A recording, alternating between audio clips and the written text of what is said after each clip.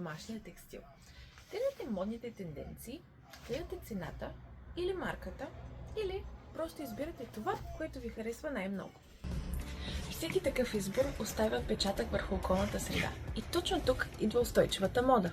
Днес сме тук в шивашки център Remix Ива, за да проверим дали посетителите знаят как модата влияе върху природата и как те да пазаруват по-екологично.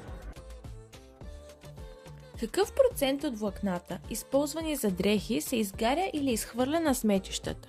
20%, 77% или 87%? Според мен 87%. Цели 87%.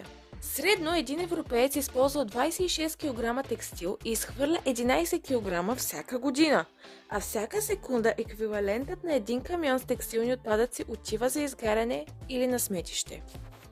Колко литра вода са нужни за производството на един чифт дънки?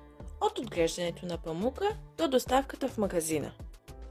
7500, 1040 или 502 литра? Мисля, че 502. Правилният отговор е 7500 литра. Толкова вода изпива един човек за 7 години.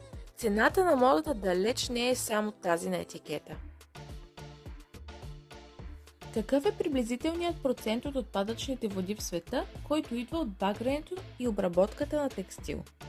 15%, 20% или 40%? Според мен 20%. Около 20%. Производството на текстил е сред основните замърсители на питейната вода по света. А как да пазаруваш по-устойчиво? Купувай по-малко, но по-качествени дрехи. Избирай естествени и биоразградими материи.